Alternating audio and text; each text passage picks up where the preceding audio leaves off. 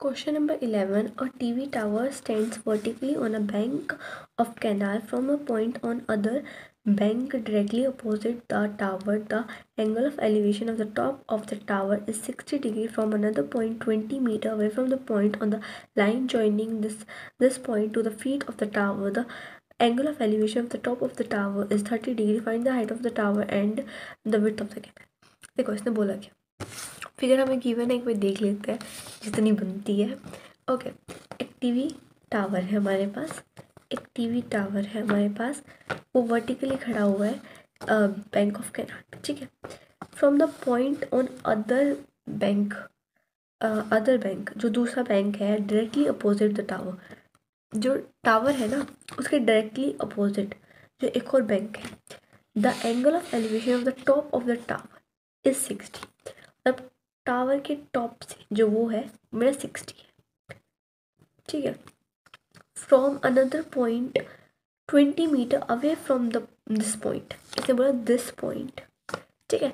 इस पॉइंट से from another point 20 metre दूर है दिस पॉइंट, इस पॉइंट से दिस बोला है ना, तो इस पॉइंट से 20 मीटर मेरा दूर है, ठीक है। Line joining the point at the foot of the tower, ठीक है, टावर का फुट हो गया। The angle of elevation of the top of a tower is 30। अब जो इसका एंगल ऑफ एलिवेशन है ना इसके साथ, वो मेरा 30 है, ठीक है। Find the height of the tower, height निकालनी है, ठीक है। And the width of the canal, width of canal निकालनी, ये वाली विड्थ निकालनी, इसको मैं एक्स मान लूँगी, ठीक है। जो निकालना होता है हम उसको एक्स मान लेते हैं, यहाँ पे हाइट है तो एच मान लिया, ठीक है। सेम फिगर बन गई बिल्कुल, है ना, 30 30 60, ठीक है। अब इस पे कर लेते हैं, इससे कर लेते हैं। और ये मैंने क्या मान लिया, एच मान लिया, ठीक है।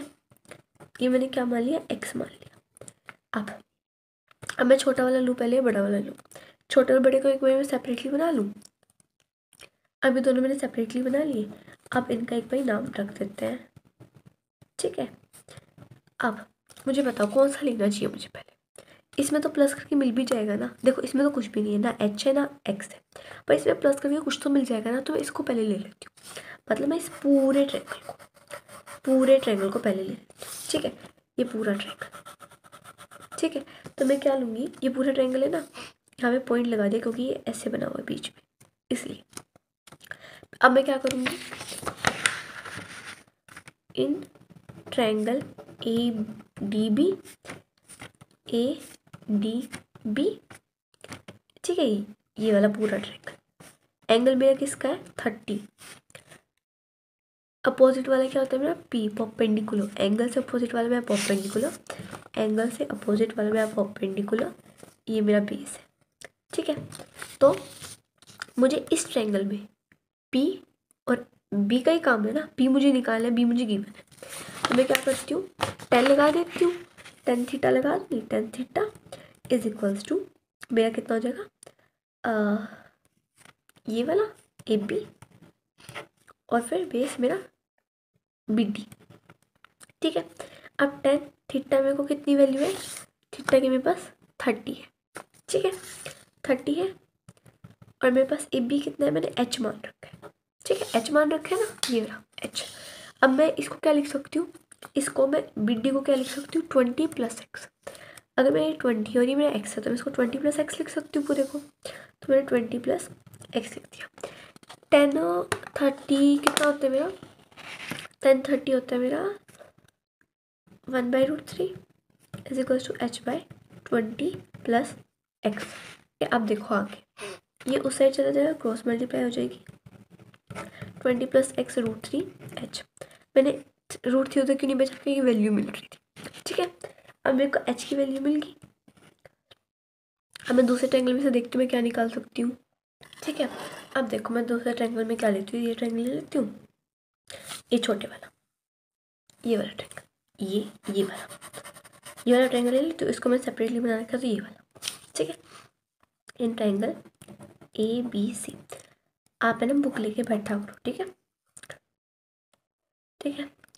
ए बी सी मैं क्या कर दूंगी, एंगल से अपोजिट वाला मेरा पी होता है, ये मेरा बी होता है, तो 10 लगेगा, क्योंकि ये मेरे को गिवन हो गया। गिवन कैसे हो गया, क्योंकि मैंने फाइंड आउट किया एच की वैल्यू मैंने फाइंड आउट कर ली ना, तो बी मुझे निकालना, ठीक है। तो मैं क्या कर लेती हूँ, 10 60, थीटा मेरा 60 है, A B by C B, ठीक है। 10 60 मेरा √3 होता है, ए बी मेरा h है, सी बी मेरा x है, √3। h की वैल्यू मैंने अभी अभी निकाली थी, क्या निकाली थी, 20 plus x plus √3, 20 plus x plus √3।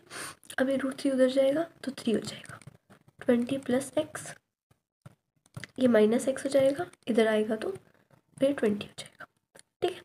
यहाँ पे प्लस में था इसके साथ, इसलिए माइनस में गया, ठीक है। ओके, गड़बड़ी कहीं पे की है। हाँ देखो, मैंने x की वैल्यू तो रख दी और मैं नीचे x रखना भूल गई, है ना, भूल गया नहीं, तो मैं यहाँ पे रख देती, ठीक है। तभी मैं कही थी ना कुछ गड़बड़ी हुई है। अगर कुछ गड़बड़ी होगी ना तो मैं क्वेश्चन करते करते पता चल जाएगी, ठीक है, अगर तुमने प्रैक्टिस की होगी तो।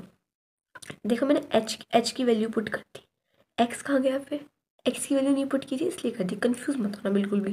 ये 3 हो गया और ये x हो गया, अभी मेरा 2x हो गया, 20 हो गया, x मेरा 20/2 आ गया, दैट इज 10, ठीक है। x मेरा क्या माना था, मैंने ये माना था, मेरी विड्थ कितनी आ गई, 10 आ गई।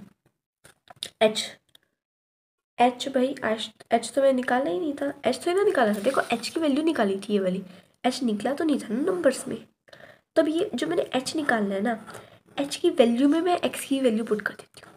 ये h की वैल्यू मेरी क्या है, 20 प्लस एक्स प्लस √3, 20, x की वैल्यू मेरे पास 10 है, √3 30 √3, ठीक है। रैशनलाइज कर देंगे, 3 30 √3/3, 3 10 10√3, ठीक है। मेरी हाइट आ गई। अगर देखो यहाँ पे मेरे को h की वैल्यू दे रखी थी ना, x की वैल्यू बच रखी थी तो x की वैल्यू रख दी। अगर आपको ये लगा भाई ये क्या कर दिया, x इसमें क्यों पुट किया, तो सिंपल सा है, क्या करो, सिंपली ये ट्रायंगल ले लो, ये ट्रायंगल ले लो या फिर ये ट्रायंगल ले लो।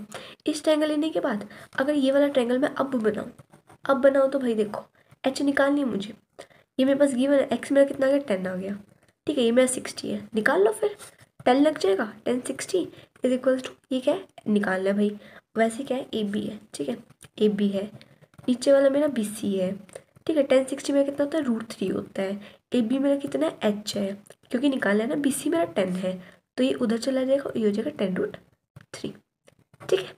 दोनों तरीके से निकाल के दिखा दिया, अब तो कोई कन्फ्यूज़न नहीं होनी चाहिए, अगर है तो फिर बता देना। बाय।